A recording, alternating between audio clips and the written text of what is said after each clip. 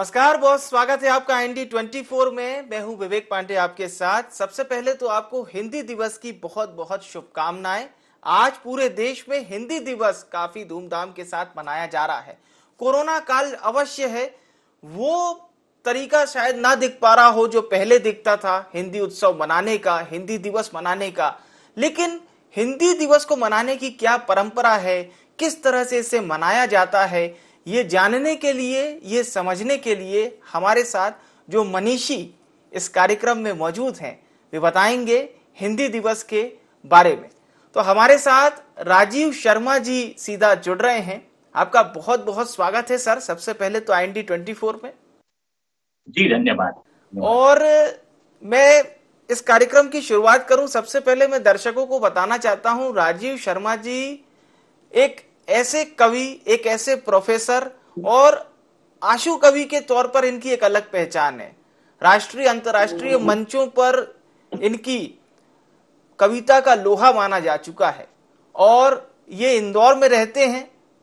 प्राध्यापक के तौर पर अपनी सेवाएं कई वर्षों से दे रहे हैं, लेकिन इनकी एक अविरल छवि है, वो इन्हें औरों से अलग करती है, न केवल शिक्षा के क्षेत्र में बल्कि साहित्य के क्षेत्र में। पुनः राजीव जी बहुत बहुत स्वागत है और हिंदी दिवस की बहुत बहुत शुभकामनाएं आपको। आपको भी शुभकामनाएं जी, धन्यवाद। सर, मैं आपसे ये बात अवश्य जानना चाहूंगा कि हिंदी दिवस को एक अलग तरह से मनाने का जो हमारे यहाँ रिवाज है, इस पर थोड़ा सा आपसे मैं रोशनी डालना चाहूंगा। हिंदी दिवस को मनाने का एक अलग रिवाज अपने यहाँ जो प्रारंभ हुआ, दरअसल 1949 में तत्कालीन प्रधानमंत्री जवाहरलाल नेहरू ने जी इस बात का प्रस्ताव रखा कि हिंदी दिवस मनाया जाना चाहिए। हालांकि वो सही तौर पर राजभाषा दिवस है, क्योंकि हिंदी अभी तक भारत की राष्ट्रभाषा नहीं हुई है जी। और 1953 में जाकर हिंदी दिवस का शुभारंभ हुआ।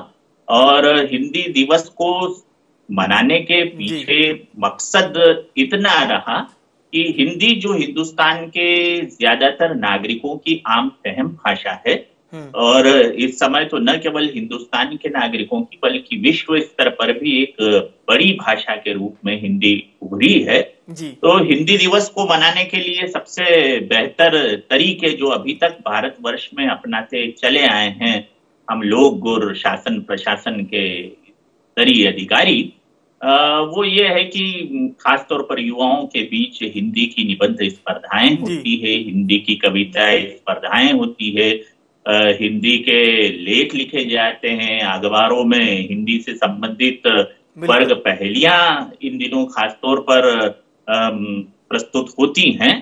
तो कुल मिलाकर जैसे आपका चैनल भी जो कार्यक्रम कर रहा है, ये हिंदी दिवस का कार्यक्रम है, तो कमोबेश इसी तरह की अनेक गतिविधियों के एक सांगोपांग संग मिश्रण से मनाया जाता है इस सुजलाम सुफलाम मलयज शीतलाम शस्त्र श्यामल भारत भूमि में अपनी भाषा का उत्सव हिंदी उत्सव।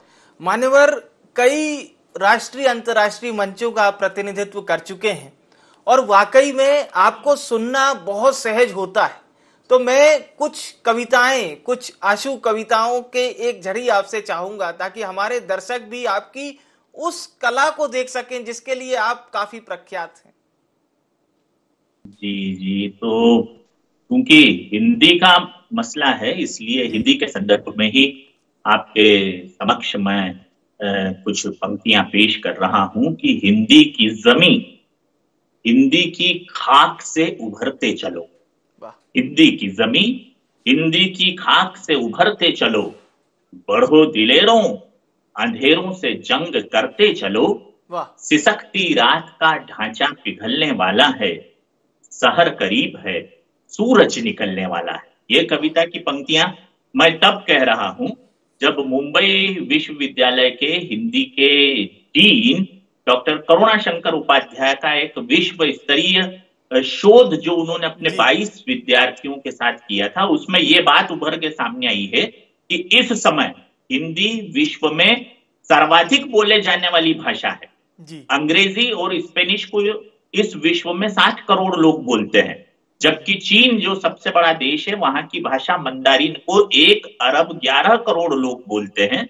लेकिन गौरव होना चाहिए हमें कि इस समय हिंदी को 1 अरब 30 करोड़ लोग बोल रहे हैं। इस तरह हिंदी विश्व में सर्वाधिक बोले जाने वाली भाषा हो चुकी है।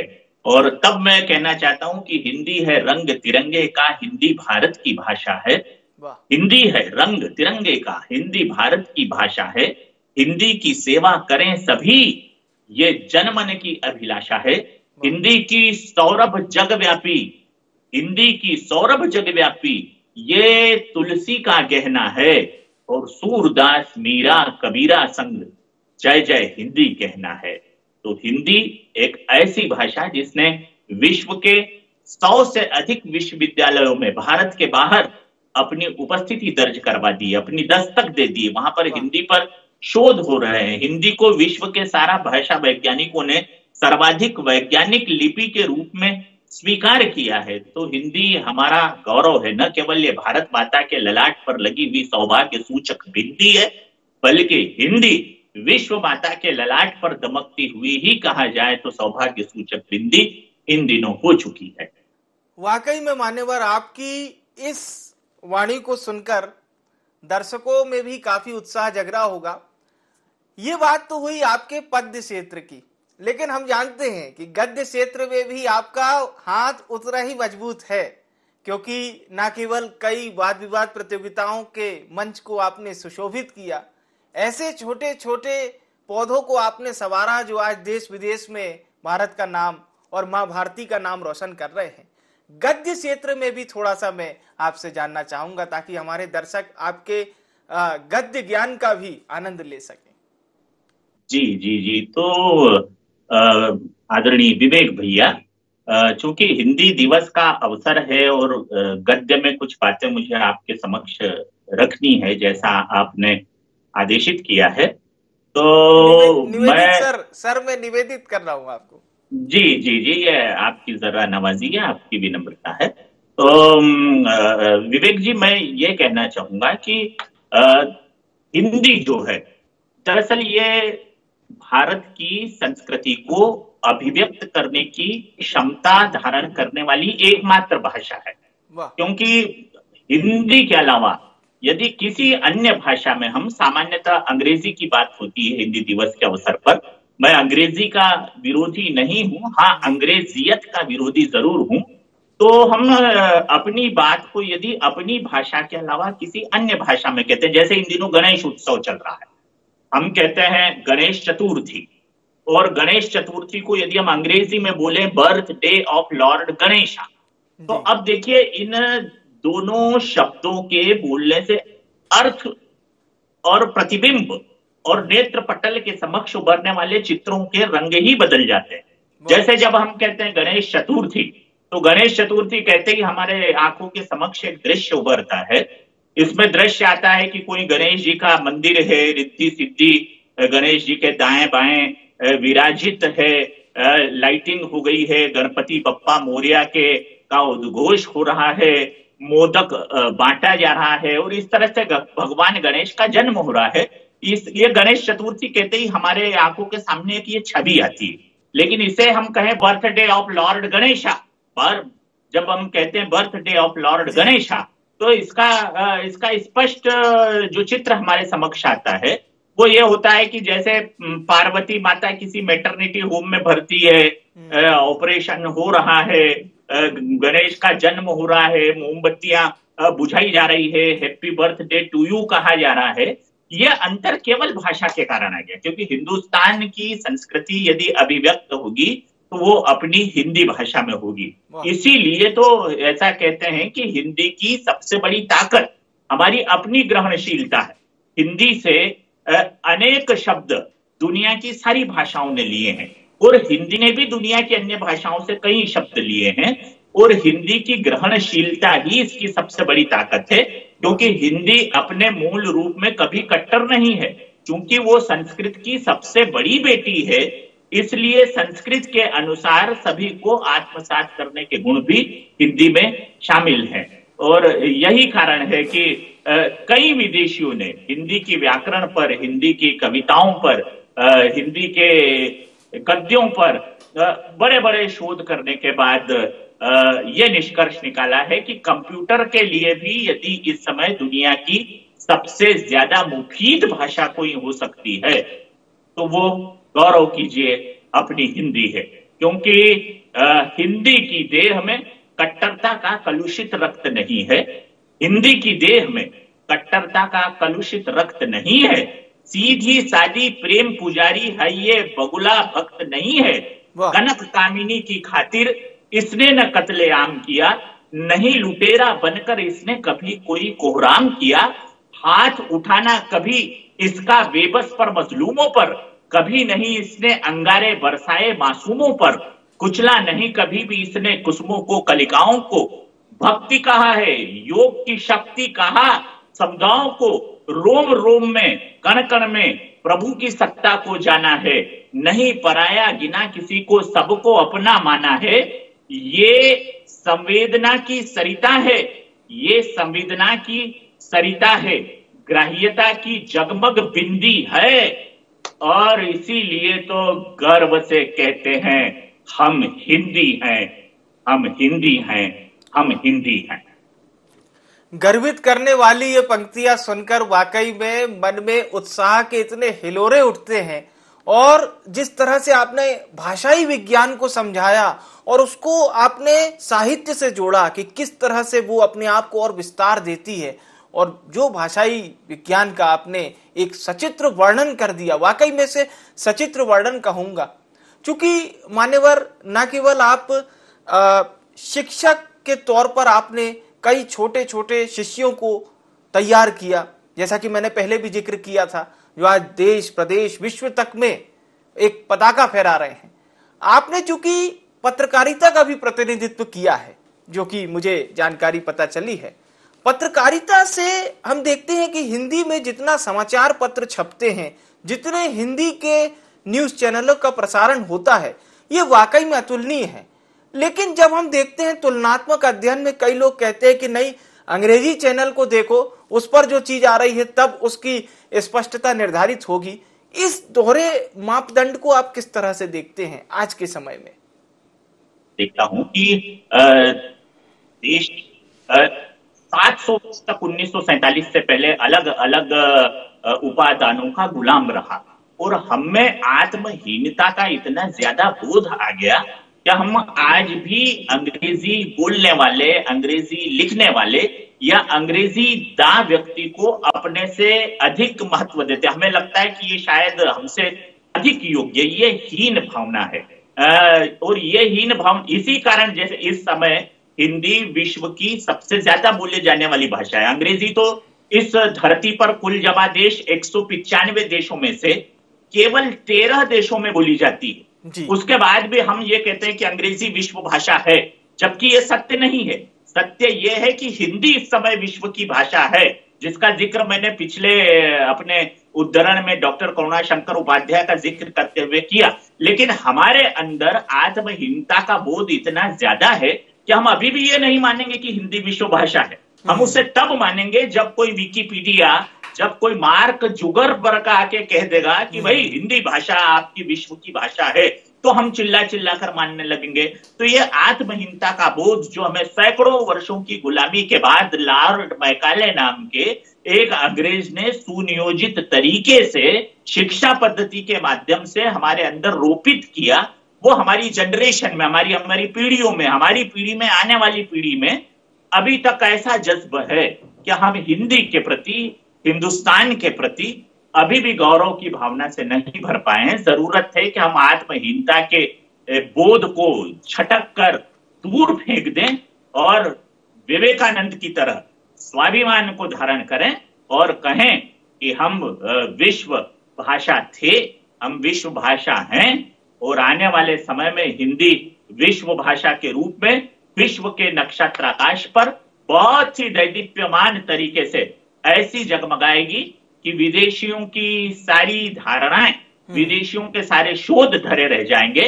और ये तुलसीदास की भाषा, ये सूरदास की भाषा, ये मीर और कबीर की भाषा, ये प्रेमचंद की भाषा, ये पूरे विश्व पर अपनी योग्यता का परचम फहरा रही है और फहराती रहेगी। वाह, कई आप की बात को मैं थोड़ा सा और आगे विस्तार करते हुए ये कहना चाहता हूं कि जो हमारे शिक्षाविद हैं, जो इस कार्यक्रम को जी। देख रहे होंगे, या सरकार में शिक्षा विभाग से जुड़े लोग, वे हिंदी भाषा को और भी ज्यादा व्यापक बनाने के लिए क्या प्रयास कर सकते हैं?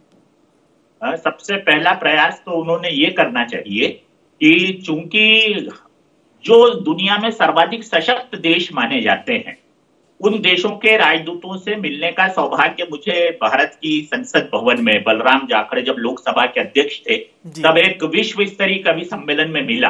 तो दुनिया के में 5 राष्ट्र सबसे ज्यादा सशक्त माने जाते हैं जिन्हें वीटो पावर है, और वो 5 राष्ट्र है अमेरिका, रशिया, चाइना, फ्रांस और ब्रिटेन।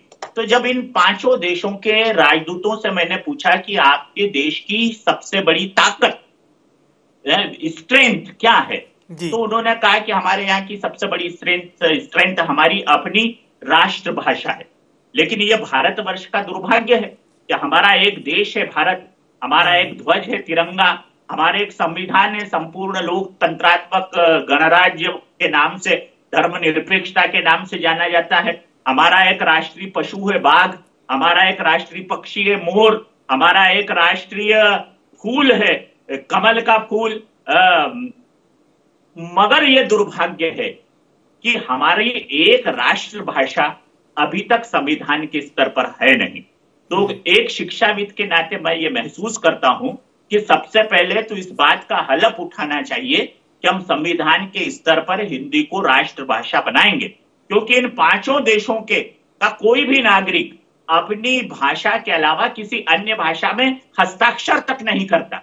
लेकिन ये हमारा देश है साहब, अपना देश है, जहां पर जिसे अंग्रेजी बिल्कुल भी नहीं आती, मैं मेरे इंदौर शहर के सरवटे बस स्टैंड पर किसी हम्माल से कोई बिल पर हस्ताक्षर करवाता हूं कि भैया ये मुझे विश्वविद्यालय में देना है पास करने के लिए, और मान लो उसका नाम रामपाल है, तो उसे बिल्कुल अंग्रेजी नहीं आती, तो भी वो अपने हस्ताक्षर कैपिटल अंग्रेजी में टेढ़े मेढ़े RAMPAL लिखेगा, रामपाल बताएगा।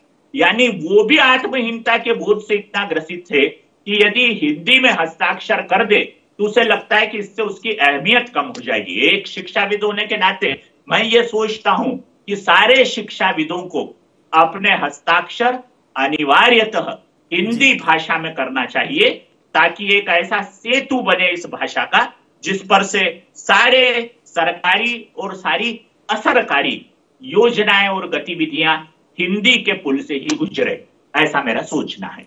मान्यवर, आपने बहुत अच्छी बात कही कि आप अंग्रेजी के विरोधी नहीं है, आप अंग्रेजियत के विरोधी हैं। मान्यवर, आप क्या मानते हैं, बीते जो 20 वर्षों में यानी 2000 से 2021 तक का जो आप समय देखते हैं, इस दौरान ये भारत वर्सेस इंडिया, क्योंकि कहीं ना कहीं अंग्रेजियत इन्हीं शब्दों में छिपी हुई है, एक हमारा भारत है तो दूसरा इंडिया है, आप इसके तुलनात्मक अध्ययन को किस तरह से देखते हैं मान्यवर?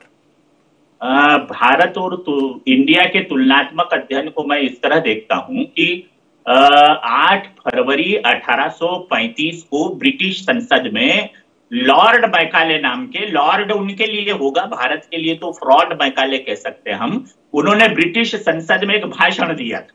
उसमें उन्होंने कहा था कि मैंने पूरे हिंदुस्तान का भ्रमण किया और भ्रमण करने के बाद मैंने ये पाया कि भारत में एक भी व्यक्ति चोर नहीं है, एक भी व्यक्ति भिखारी नहीं है, एक भी बार यहाँ पर सांप्रदायिक दंगे नहीं हुए, एक भी व्यक्ति यहाँ बेरोजगार नहीं है। तो ब्रिटेन के संसद सदस्यों ने कहा कि मैकाले साहब, आप भारत की तारीफ कर रहे हो, हमें तो ये बताओ कि जहां ये सब कुछ नहीं है वहां हम अपना अमिट शासन कैसे चला सके। तो मैकाले ने कहा मैं वही बताने जा रहा हूं। मैकाले ने आगे अपनी बात को कहा, ये बात ब्रिटेन के संसद के इस पुल पर आज भी रिकॉर्डेड है और इसे मैं सुनकर आया हूं। मैकाले साहब कह रहे हैं कि मैं इस देश को गुलाम बनाने का केवल एक ही तरीका बता रहा हूं कि यहाँ के जो विद्यालय हैं उन्हें कॉन्वेंट शिक्षालय में बदल लिया जाए। विद्या और शिक्षा में बड़ा अंतर है। शिक्षा केवल बॉडी केंद्रित होती है, शिक्षा मनुष्य को देह मानती है और विद्या मनुष्य को देह नहीं आत्मा मानती है। जो हमारी गीता कहती है ना, नैनम छिंदन्ति शस्त्राणि नैनम दहति पावक, तो हमारे यहाँ कॉन्वेंट कल्चर रोप दिया गया और कॉन्वेंट कल्चर रोपने का परिणाम यह हुआ कि गांवों के विद्यालयों में पढ़ने वाला विद्यार्थी तो भारत का हो गया गांवों में पढ़ाने वाले शिक्षक तो भारत के शिक्षक हो गए, शासकीय और गरीब स्कूलों में पढ़ने वाले विद्यार्थी भारत के हो गए, लेकिन ये 5 सितारा 7 सितारा कॉन्वेंट स्कूल जहां लाखों रुपए फीस लगती है, उन्होंने इस भारत के अंदर एक इंडिया पैदा कर दिया। और भारत और इंडिया का ये जो अंतर हमारे सामने आया, इसका मूल कारण ही भाषा है। जो अंग्रेजी दां है, उनके अंदर एक एलिट क्लास होने का, उनकी रगों में एक अहंकार बहने लगा, और ये जो भारत के हैं उनके अंदर आत्महीनता का बोध भर दिया। तो इंडिया वो जो समर्थ है, लेकिन समर्थ होने के बावजूद राष्ट्रभाषा को आत्मसात नहीं कर रहा है, और भारत वो जो समर्थ नहीं है, उसके बाद भी अपनी चौपाइयां तुलसी की हिंदी में गाता है, अपने पद सूरदास के पदों में गाता है, अपना तानपुरा मीरा की आवाज में छेड़ता है। ये है वैसा भारत और इंडिया के बीच का मूल अंतर। बिल्कुल बिल्कुल। मैं इस कार्यक्रम के जाते जाते एक अंतिम सवाल जरूर पूछूंगा, जो हमारे दर्शक, जो माँ भारती के सच्चे उपासक हैं, जो माँ हिंदी को सदा प्रणाम करते हैं, वे किस तरह से, क्योंकि आपने कहा एलीट शब्द, मैं माफी के साथ अंग्रेजी शब्द का उपयोग कर रहा हूं इसमें, लेकिन ये स्टेटस का जो शब्द हो गया है, इसमें वे हिंदी को कैसे बचाए रखेंगे? एक अंतिम प्रतिक्रिया। हिंदी की सबसे बड़ी ताकत ग्रहणशीलता, इसलिए सबसे पहले तो वे शब्द जो भारत के अवाम में आम फहम भाषा के रूप में जुड़ चुके हैं, हम उसका प्रयोग वैसे ही करें। हमारे शासकीय हिंदी के अनुवादक जो हैं, वो जब तर्जुमा करने जाते हैं अंग्रेजी के शब्दों का हिंदी में, तो उसे इतना कठिन कर देते हैं कि लोगों को लगता है कि इससे तो अच्छी अंग्रेजी है। तो अनुवादकों से मेरा निवेदन है कि हिंदी का सरलीकरण करें। जो शब्द, जैसे हमारे हजारों शब्द जब अंग्रेजी ने लिए हैं, तो हम उनके कुछ शब्द अपने यहाँ ले सकते हैं। मैं ये चाहता हूं कि इस देश के नागरिक अपने SMS हिंदी में करें, इस देश के नागरिक अपना पत्र व्यवहार हिंदी में करें, अपने हस्ताक्षर हिंदी में करें, और एक काम और करें, हो सके तो एक रुपए का पोस्ट कार्ड प्रधानमंत्री और राष्ट्रपति के नाम लिखें कि इस देश की उच्च न्यायालय और सर्वोच्च न्यायालय में जितने निर्णय होते हैं, वो अभी तक केवल अंग्रेजी में होते हैं। तो जरूरत इस बात की है कि अंग्रेजी के साथ ही ये सारे के सारे निर्णय हिंदी में भी हों, ताकि इस राष्ट्र का न्यायालय क्या निर्णय दे रहा है, आपके जितने भी सुझाव हैं, इस सब पर गौर करना चाहिए। और वाकई माँ हिंदी के लिए जो आपके जितने सलाह है, जितने सलाह, वो सब कम पड़ जाएगी। लेकिन हमारे साथ समय भी कम हो चुका है। हिंदी दिवस की आप सभी को बहुत बहुत शुभकामनाएं और बहुत बहुत धन्यवाद। आपको भी शुभकामना जी। राजीव सर, हमारे साथ जुड़ने के लिए। तो हिंदी दिवस पर इस खास पेशकश में फिलहाल इतना ही। मुझे यानी विवेक को दीजिए इजाजत, और लगातार खबरों से जुड़े रहने के लिए देखते रहिए IND 24। नमस्कार।